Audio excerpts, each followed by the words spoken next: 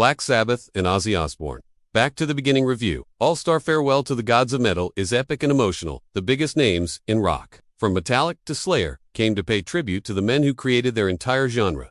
And even in old age, Sabbath's sound has bludgeoning force. Fireworks burst over Villa Park's pitch. Black Sabbath wave goodbye, and the inventors of metal leave the stage for the final time. It has not been an epic show.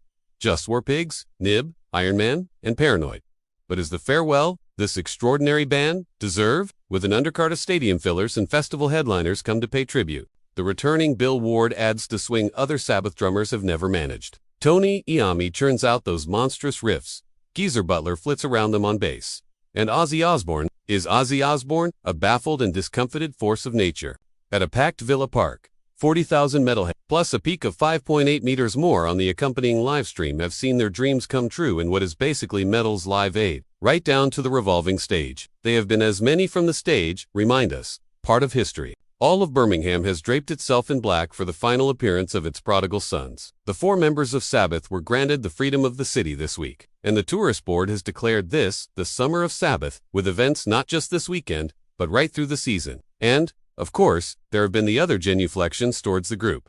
The renaming of a bridge in their honor, the dedication of a bench, the Black Sabbath Ballet, and the giant tifo of Ozzy Osbourne that the Holt end of Villa Park unveiled last football season. Sabbath are so indistinguishable from Birmingham at this point that it was inevitable their final show should happen in the city, just as their previous last ever shows did, in 1999 and 2017.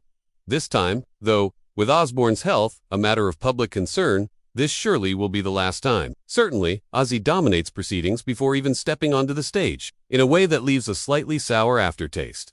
Ticketmaster sends punters reminders before the gig about the Ozzy Osbourne show, not the Black Sabbath show. Even the Test Match special team, across at Edge Boston, are talking about it. There's an Ozzy stand-up cutout surrounded by black balloons in his hotel lobby, notes former England skipper Michael Vaughan. One fan site lists all known gigs, and there were plenty of tours during which the band didn't visit their hometown, and while KK Downing is there, his presence perhaps precludes the attendance of his former band. Judas Priest, with whom relations are fraught, and baffling presence through the day.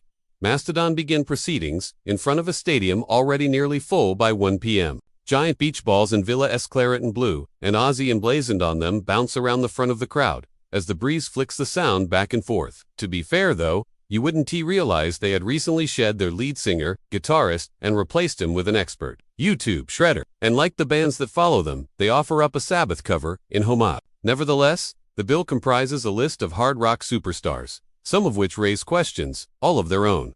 Will Guns N' Roses, even this new, professional iteration, be able to manage a 7-minute changeover and stick to a 15-minute set? How Anthrax War must remain a mystery to me. Sets are so short, turnarounds so quick, and bar queues so immense that those who try to get a drink at the end of one set are sure to miss the whole of the next. During their 1970s heyday, especially, they were too busy touring America incessantly to pay more than cursory attention to the UK. Inestimably possible that more people from Cleveland or Detroit or Pittsburgh than actual Brummies have seen Sabbath live. In truth, Sabbath's relationship with Birmingham has not been so close as both sides would like to pretend. Perhaps those years across the Atlantic also account for the composition of the bill, which is heavily weighted in favor of the U.S. It might have been nice to see some of their West Midlands descendants on the bill after a greeting from Master of Ceremonies, Hollywood actor Jason Momoa. Rival Sons cleaner, bluesier riffs are better suited to the booming stadium sound than Mastodon's technical grinding.